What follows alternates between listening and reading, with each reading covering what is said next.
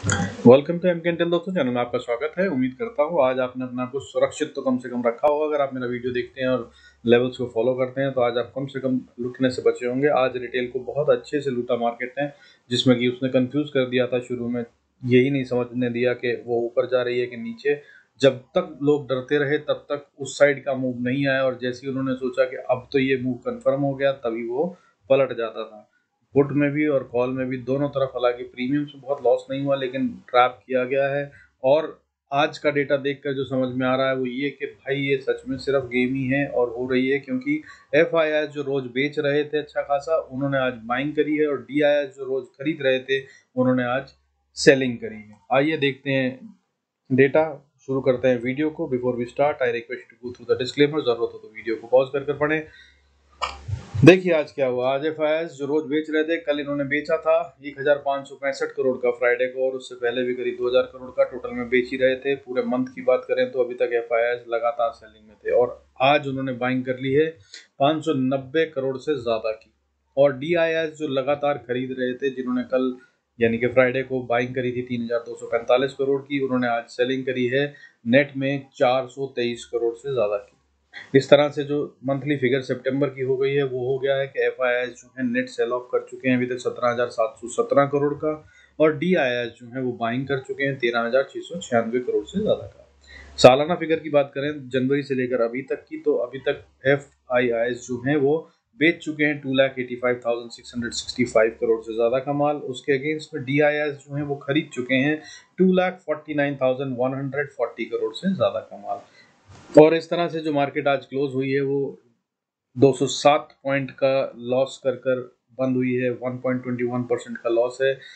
16,887 16,887 पे क्लोज हुई है। और कल हमने जो गेन करा था फ्राइडे को 276 पॉइंट्स का, उसको ऑलमोस्ट लूज करते हुए 207 पॉइंट की गिरावट के साथ आज निफ्टी बंद हो गया है। और अगर बैंक निफ्टी की बात करें तो बैंक निफ्टी आज 38,029 पे बंद हुआ है।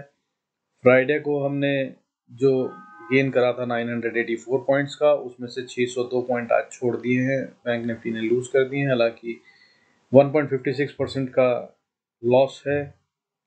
और गेम जो था हालांकि आज वो बहुत बड़ा था कंपैरेटिवली, जो क्लोजिंग के हिसाब से दिख रहा है उससे ज़्यादा। लेकिन अब जो दिख रहा है मार्केट में वो ये दिख रहा है कि कल तो स्ट्रेंथ आती दिख रही है मार्केट में, और कल गैप अप तो ओपनिंग तो ऑलमोस्ट कंफर्म्ड है। बाकी इसे सस्टेन कर पाएगी या नहीं वो देखते हैं। देखिए आज क्या हुआ। आज बढ़ने वाले शेयर थे 662 और गिरने वाले शेयर थे 1340। और विक्स जो है वॉलेटिलिटी इंडेक्स हमारा आज बढ़ा हुआ है 7% ऊपर क्लोज कर गया है, 21.37 पे है। जिसका मतलब ये होता है कि volatility will be at its extreme. 20 के ऊपर विक्स जो होता है वो बहुत खतरनाक होता है।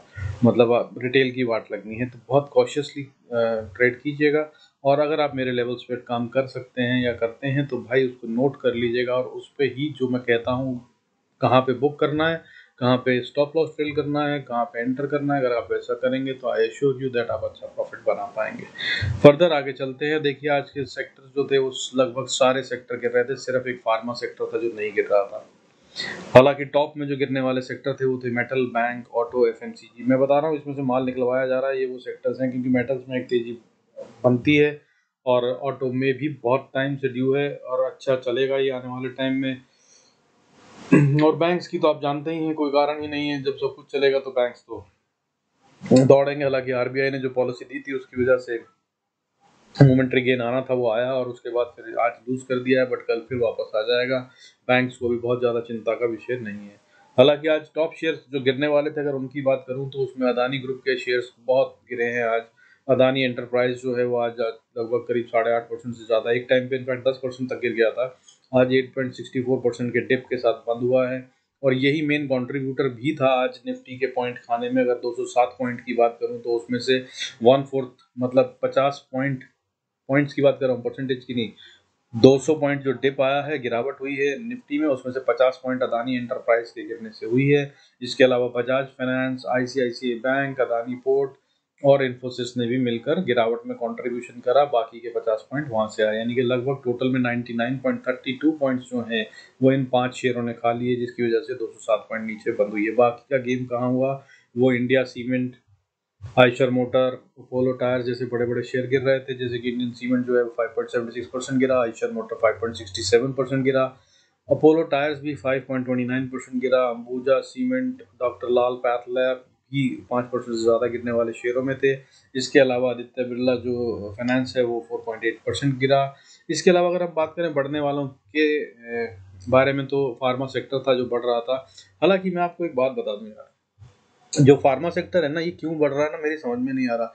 ऐसी कुछ बढ़त जो है कोरोना आने से पहले हुई थी और ये बार बार बढ़ रहा है, और इसके बढ़ने का क्या कारण है मुझे नहीं समझ में आ रहा। कोई कारण होना नहीं चाहिए इसके बढ़ने का। ये जितना बढ़ रहा है लगातार, वो कुछ तो है जो कह रहा है। मैं अभी इसको डेटा में देख नहीं पाया हूँ, मुझे चार्ट में नहीं दिख रहा है, बट वरीसम बात लग रही है मुझे। कहीं कुछ कुछ है ऐसा जो हमें नहीं पता, और मतलब स्मार्ट मनी को पता है। खैर वो हमेशा ही होता है, बट यहाँ पर फार्मा में कोई गेम चल रहा है। मुझे समझ नहीं आ रहा फार्मा क्यों बढ़ रहा है, लगातार बढ़ रहा है, पिछले कई दिनों से लगातार बढ़ रहा है, और बीच में एक आधा छोटा डिप देता है, फिर वापस ऊपर बढ़ जाता है। बट नजर रखिएगा, कुछ बड़ा गेम आने वाले टाइम में हो सकता है मार्केट में। अगर फार्मा बढ़ रहा है तो क्या युद्ध होने वाला है, क्या कोरोना आने वाला है, कि कोई और नई महामारी आने वाली है, मुझे नहीं पता। बट फार्मा में ये बढ़त आमतौर पर नहीं देखी जाती है, जो जिस तरह की बढ़त ये भी दिखा रहे हैं, और ये लगातार और बार बार आ रही है। तो जरा सावधान रहिएगा। बाकी तो खैर जब डेटा में मुझे दिखेगा तो मैं ज़रूर बताऊंगा वीडियो में। कनेक्टेड रहिएगा, स्टे कनेक्टेड।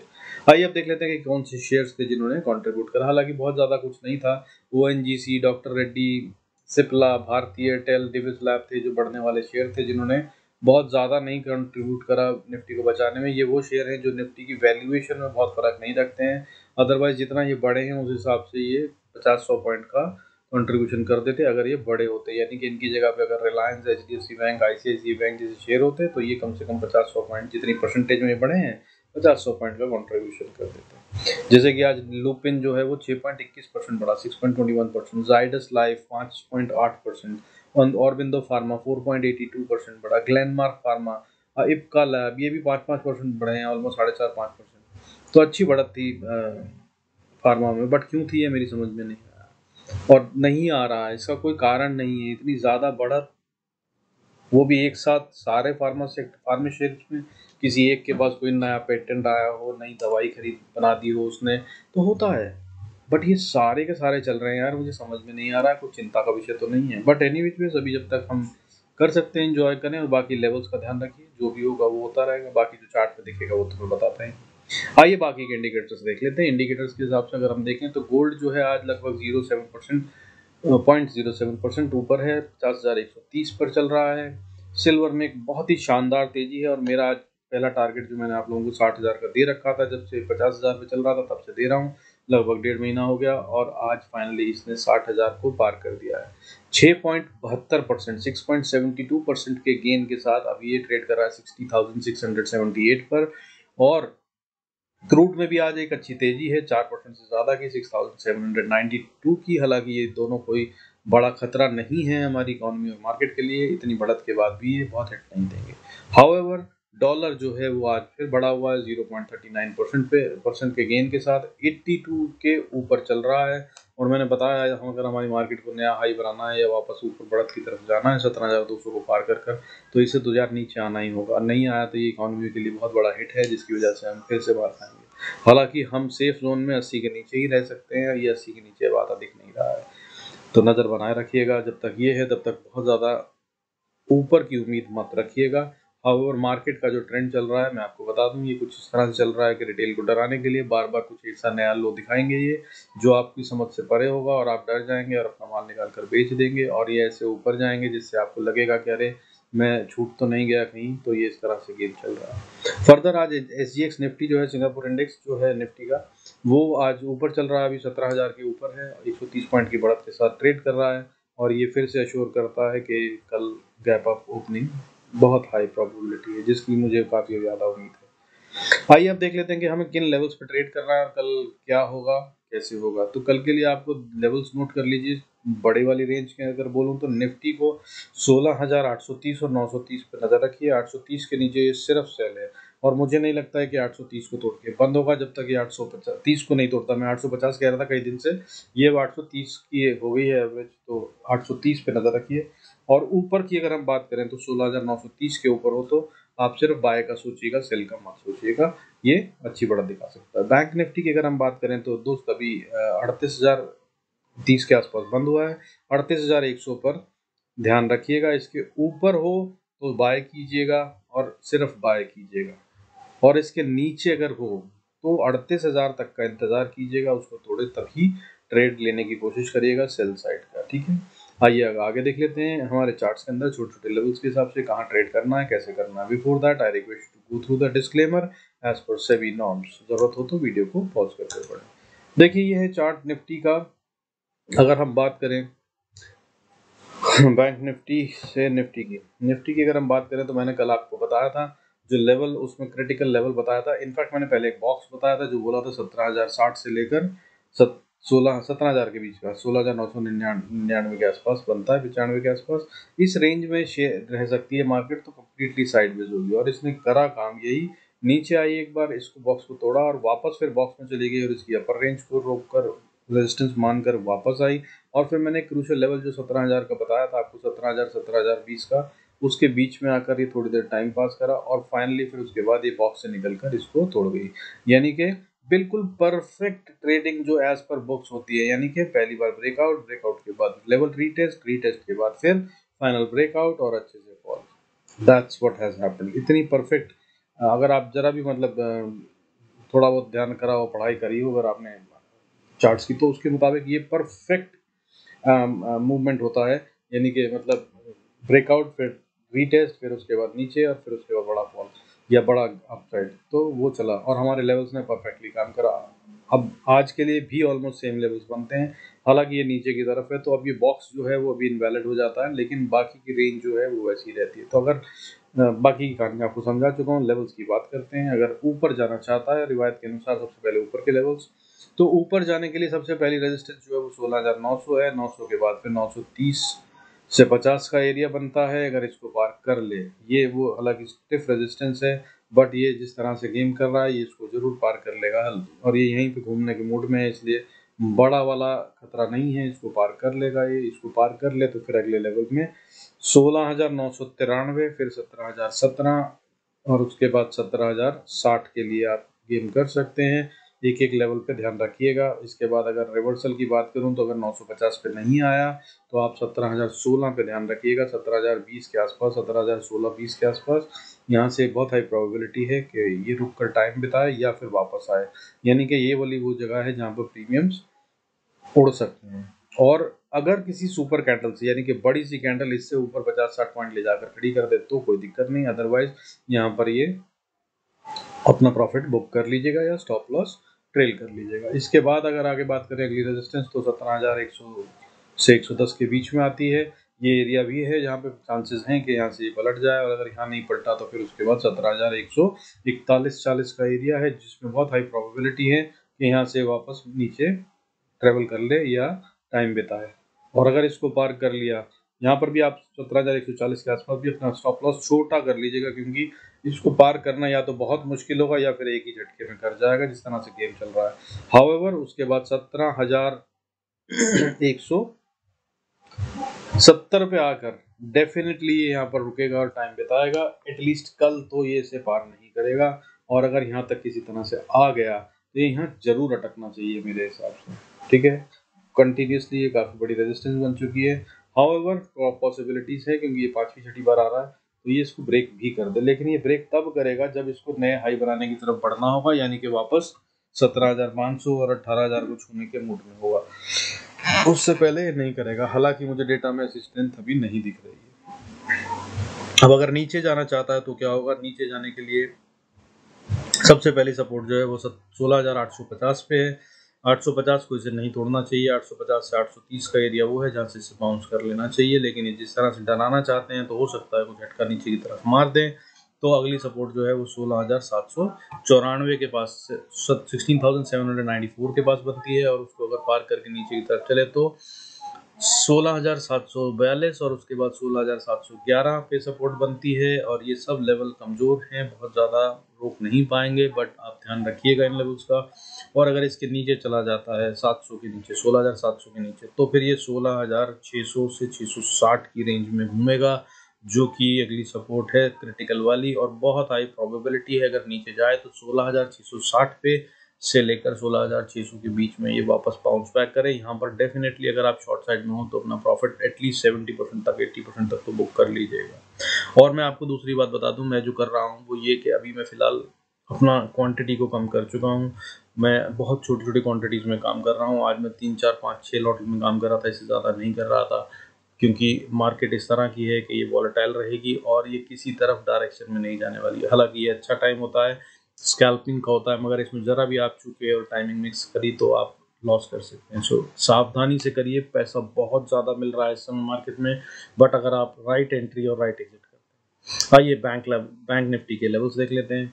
अगर बैंक निफ्टी को ऊपर जाना है तो साहब देखिए, पहली रेजिस्टेंस जो है वो 38,116 पे है, इसके ऊपर 38,253 पे है, और अगर इसको पार कर ले तो फिर एक रेजिस्टेंस बनती है 38,348 से 50 के बीच में, और इसको पार कर लिया तो फिर 38,500 से 530 का एरिया भी एक रेजिस्टेंस है, और इसको पार कर लिया तो फिर एक क्रूशल और इम्पोर्टेंट रेजिस्टेंस 38,806 पे आती है। यहाँ से चांसेस हैं कि ये थोड़ा टाइम बिताए, और अगर इसको पार कर लिया तो 38,996 यानी कि 39,000 का लेवल है, जहाँ पर कि ये जरूर रेजिस्टेंस फेस करेगा। अगर ऊपर की तरफ हो तो ये वो जगह है जहाँ पर आपको अपना प्रॉफिट पहले ही बुक कर लेना चाहिए।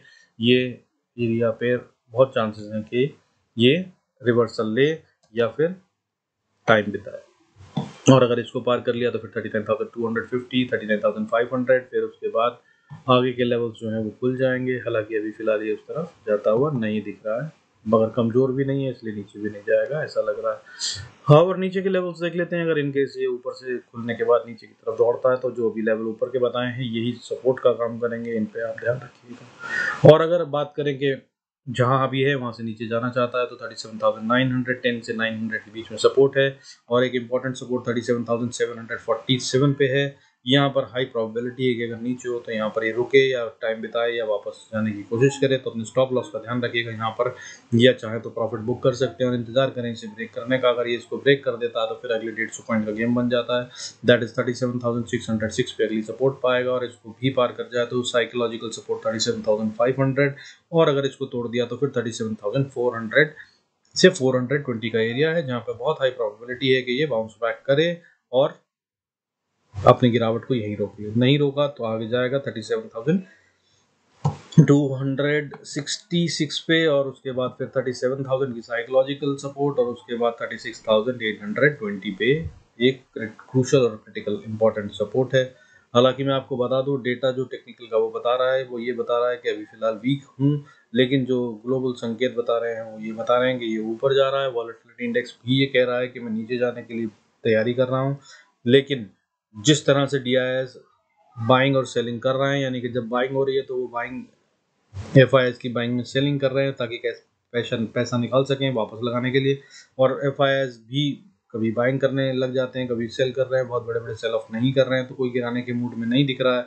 ये सीधा सा सिंपल सा गेम दिख रहा है मुझे, रिटेल से माल निकलवा कर बड़े मूव की तैयारी ऊपर की तरफ। और अगर आप रिटेल प्रॉफिट कमाएगा तो फिर FIS कहाँ से कमाएंगे? उनको तो कोई चाहिए होता है जो कि दे पैसा, ठीक है ना। शेयर बढ़ने से थोड़ी कुछ होगा, शेयर इनको तो बेचने हैं, पैसे निकलवाने हैं, उससे पैसा बनेगा, वो कोई तो होना चाहिए देने वाला, तो रिटेल को ट्रैप किया जा रहा है, दैट्स हाउ इट इज। बाकी आप नज़र रखिए, stay connected. Thank you so much for watching my video. अगर अच्छा लग रहा है, फ़ायदा हो रहा है तो डू लाइक एंड सब्सक्राइब, और हो सके तो do share the video. I will be thankful. Thank you so much. God bless us all. See you in next video.